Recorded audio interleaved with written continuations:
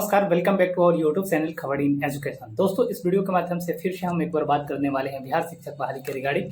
साथ ही साथ दोस्तों कल शुक्रवार था और कल के दिन सचिवालय में क्या कुछ हुआ है उसके बारे में भी पूरा अपडेट हम आपको इस वीडियो के माध्यम से देने वाले हैं। तो दोस्तों, आपके लिए ये वीडियो बहुत ही ज़्यादा खास होने वाला है। चाहे 38,000 जो सिलेक्टेड कैंडिडेट हैं वो, या फिर जो 10,000 सीटों पर काउंसलिंग होने वाली है, जो अभ्यर्थी तीसरे चरण के काउंसलिंग के इंतजार कर रहे हैं वो। तो दोस्तों, आपको इस वीडियो को अंत तक देखना होगा।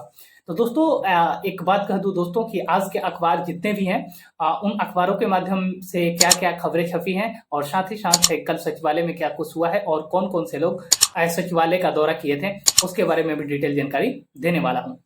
तो दोस्तों, एक बार फिर से जो 90,762 शिक्षकों की बहाली है, यानी कि 94,000 शिक्षक बहाली है, वो फिर से एक बार लटकती हुई दिख रही है।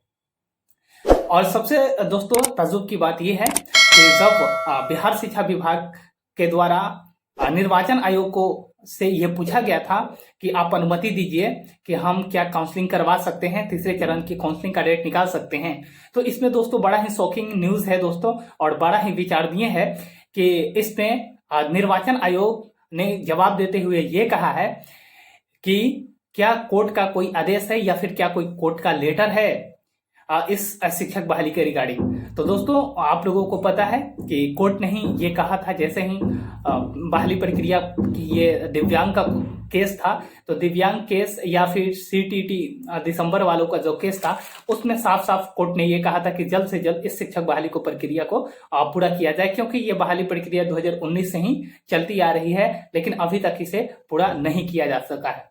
तो कहीं ना कहीं इसमें भी शिक्षा विभाग गलती कर रहा है दोस्तों। तो उसको भी हम पूरा इसका समरी लास्ट में देने वाले हैं। तो आप लोग आगे क्या करना चाहिए, क्या नहीं करना चाहिए। तो प्रारंभिक विद्यालयों में 90,762 शिक्षकों की बहाली फिर से एक बार अटकती हुई दिख रही है। 24 अगस्त से पंचायत चुनाव को लेकर आचार संहिता लागू हो गई है। दूसरे चरण में लगभग 1100 नियोजन इकाइयों में 10,000 पदों के लिए 1 लाख से अधिक अभ्यर्थियों का काउंसलिंग का मामला अभी भी उजला हुआ है। मतलब कि दोस्तों, अभी भी बहुत सारे अभ्यर्थी हैं जिनका काउंसलिंग नहीं हुआ है।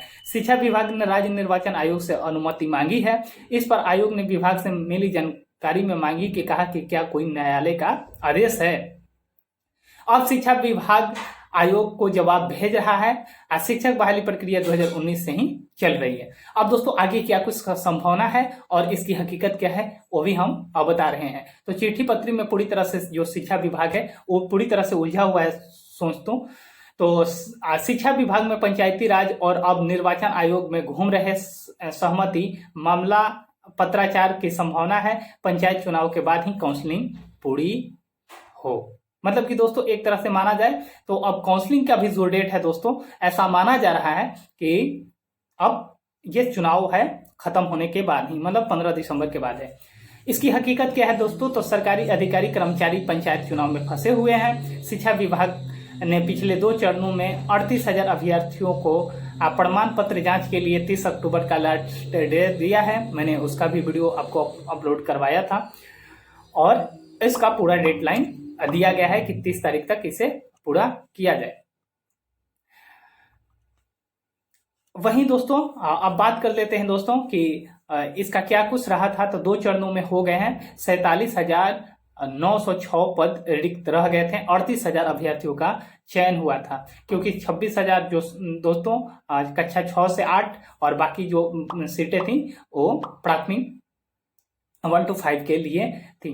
तो दोस्तों, कहीं ना कहीं एक तरह से पूरी तरह से ठहराव की स्थिति एक बार फिर से बिहार शिक्षक बहाली में देखने को मिल रही है। और दोस्तों, कल सचिवालय का दौरा हमारे प्रदेश अध्यक्ष राजेंद्र प्रसाद सहित जो पप्पू जी हैं उन्होंने भी किया और बहुत सारे अभ्यर्थी गए हुए थे।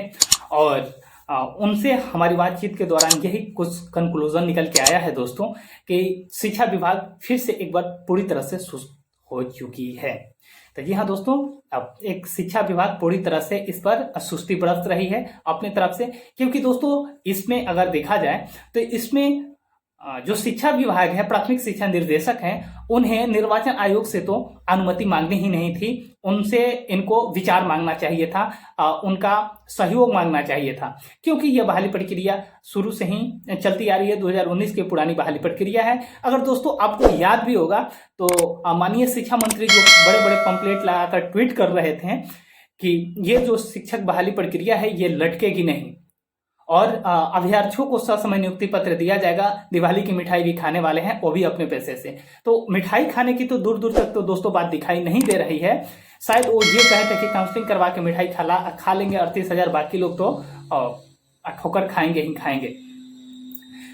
तो दोस्तों तो एक तरह से शिक्षा मंत्री का जो वो वाला बयान था, बड़ा बड़ा पैम्पलेट था, वो भी झूठा साबित हो रहा है, जिसमें ये कहा गया था कि ये बहाली 2019 से चल रही है और शिक्षा विभाग इसमें कहीं ना कहीं ये गलती कर रहा है। इसे अनुमति मांगना ही नहीं चाहिए था, इन्हें कहना चाहिए था कि आप हमें सुझाव दीजिए कि किस प्रकार से हम काउंसलिंग करवाएं कि जिससे कि आपको दिक्कत भी ना हो। और दोस्तों सचिवालय के दौरे पे जब भी अभ्यर्थी जा रहे हैं तो उनसे कोई भी अधिकारी मिलने को पहली बात तो तैयार हो नहीं रहे हैं, और तैयार हो भी रहे हैं तो फिर से चुनाव आयोग का बहाना देकर इसे टाल मटोल की स्थिति करी जा रही है, और बहुत ही बदतर स्थिति है दोस्तों। तो कुल मिलाकर दोस्तों बात की जाए तो अभ्यर्थियों को अब ये मांग करना होगा कि शपथ पत्र देकर नियुक्ति पत्र, क्योंकि देखिए अब तो 30 अक्टूबर तक तो आपको इंतजार करना ही है एनी हाउ, उसके पहले तो आप लोग कुछ कर नहीं सकते हैं। तो 30 तारीख के बाद दोस्तों हो सकता है कि कोर कमेटी टीम के नेतृत्व में एक बहुत बड़ा आंदोलन होगा, क्योंकि बिना आंदोलन के दोस्तों अभी तक कोई रास्ता नहीं निकला है, और हमें नहीं लगता है कि आगे भी कोई निकलेगा, क्योंकि दोस्तों 2-4 दिन 4 दिन 48 घंटा, एक हफ्ता होते होते फिर कैसे महीनों 2 महीने गुजर गए पता भी नहीं चला, और अभी तक तीसरे चरण की काउंसलिंग की डेट नहीं आई। और जब तक तीसरे चरण की काउंसलिंग का डेट नहीं आएगा दोस्तों तो 38,000 सेलेक्टेड अभ्यर्थियों को नियुक्ति पत्र भी नहीं मिलने वाला है। ये साफ साफ एक तरह से गाइडलाइन है शिक्षा विभाग का। तो शिक्षा विभाग ने साफ साफ ये कह दिया, क्योंकि अगर शिक्षा विभाग दोस्तों अगर नियुक्ति पत्र देना चाहती तो इसमें तीसरे चरण की काउंसलिंग कराती रहती और इधर नियुक्ति पत्र भी बांट देती, जिससे कि ये अभ्यर्थी भी आश्वस्त हो जाते हैं कि हमारी नौकरी पक्की हो गई। साथ ही साथ जिन विद्यालयों में शिक्षकों की कमी है उन अभ्यर्थियों को, उन विद्यार्थियों को, गरीब के बच्चों को अपने शिक्षक भी मिल जाते हैं। और दोस्तों तीसरे चरण की जैसे ही काउंसलिंग होती तो नियुक्ति पत्र उनको भी दे देती, तो इसमें कोई भी ऐतराज नहीं था। लेकिन कुल मिलाकर बात किया जाए दोस्तों तो पंचायती चुनाव बहुत बड़ा एक बड़ा प्रकार से बाधा बना हुआ है इस शिक्षक बहाली में, और जब तक ये चुनाव खत्म नहीं हो जाता है, यानी कि 15 दिसंबर के इधर कोई भी कंक्लूजन निकलता हुआ नहीं दिखाई दे रहा है दोस्तों। कुल मिलाकर यही अपग्रेड है सचिवालय से।